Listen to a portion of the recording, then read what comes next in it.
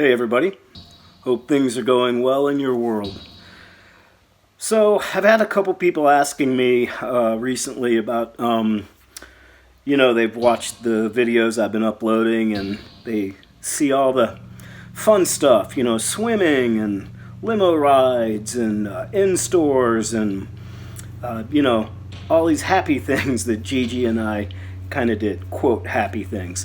And so people were asking, well, were there any times where, you guys kind of butted heads and had it out a little bit? And obviously the answer to that is yeah. We're talking about GG Allin here, so everything wasn't a run through the rose garden. It was tricky at times.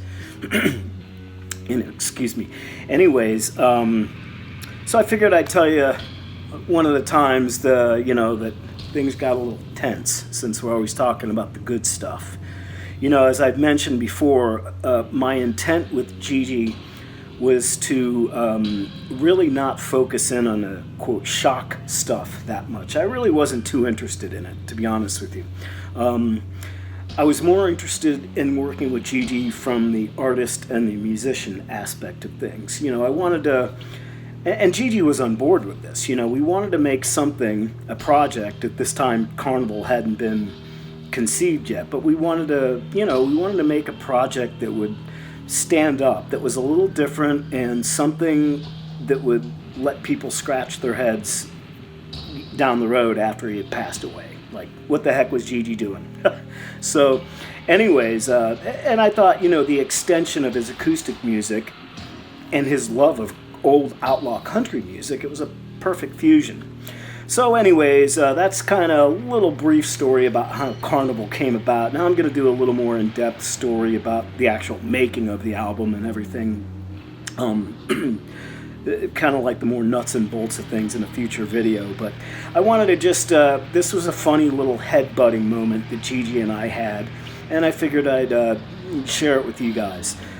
So the album, we did the music first, and then days later we came back and did the vocals.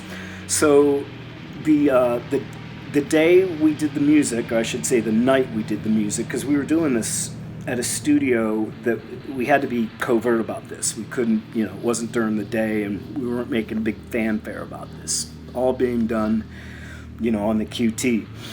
So we go to the studio that night, and Bob Widenhofer was there, who obviously wrote the songs, played guitars. Paul Reller was there. He's played the drums and the accordion and produced it. And I gotta say, Paul was spectacular the way he handled GG in terms of, in the studio and everything. GG was a pro, too, and Paul even commented on that. He couldn't believe how, acclimated GG was in the studio. Anyways, who else was there? Let's see. Andy Irvine, the bass player, and then the engineer, Ted Brillhart. So we go in there, and, it was a little tension because, after all, I'm bringing GG Allin in to meet these guys for their first time. Actually, it was the second time for Bob because he had met GG earlier, but the other guys hadn't met GG. So, everybody there's a little tension there just because, for obvious reasons. Anyways, so GG walks in, introductions, everything's cool, and we go in this one room where there was a room where the instruments were. GG sees this piano and their accordion and has a shit fit. Just absolutely freaks out. And this is one of the things, with working with GG, or being around him, as people who were around him might know, sometimes, man, boom, he could just go. Anyways, this is one of those times. He saw the piano and he saw the accordion and he freaked out. He basically said there's no way, with a big string of expletives in front of that there's going to be a piano and an accordion on a GG Allin album. Absolutely not going to happen. No way, no how. And he was adamant and pissed off. He wasn't happy. So I'm kind of freaking out a little bit in my own head, and he's like, he just wouldn't let it go. I mean, he was like, you know what? I'm not doing it. You do it. You sing on the record, meaning me. and I'm like, come on, GG, you know, I'm trying to coax him, and he's like, you know, F you, you do it. I'm not interested. There's no pianos. This is the GG Allin album we're talking about. Pianos and accordions on a GG record? Give me a break, you know, and he's really mad. And I said, all right, GG, look, let's go talk about this a little bit. You know, and the guys are all kind of, you know, they're like, hey, what's up, you know.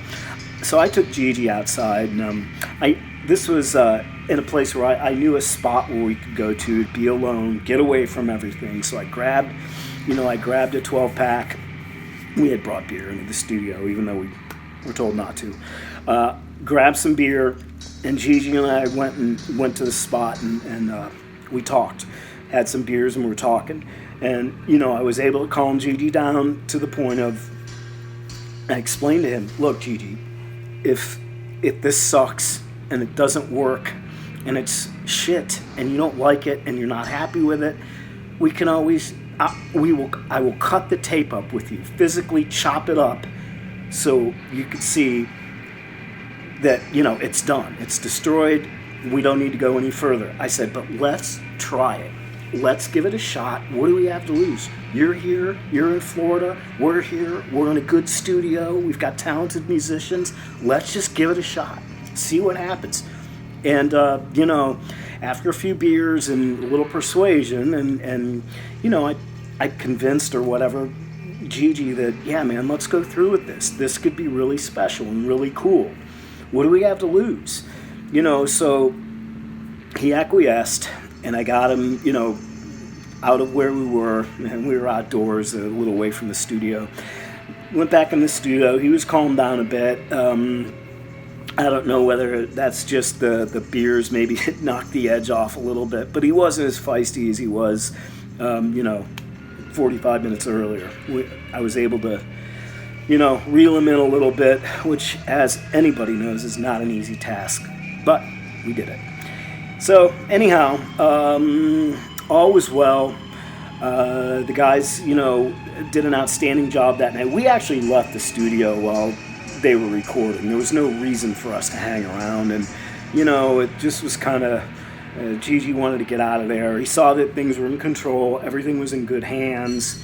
In spite of the little dust up we just had, everything was cool. So we ended up going back to the house and, you know, did what we did and took it way into the early morning.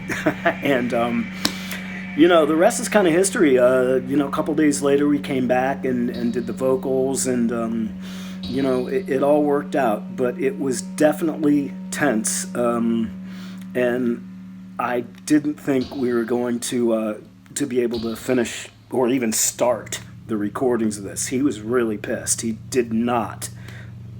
wasn't interested at that point in having accordions and pianos on the GG record. So, anyways, it all worked out fine. When it was all said and done and we recorded it and Gigi heard the mixes, he was floored. He loved it.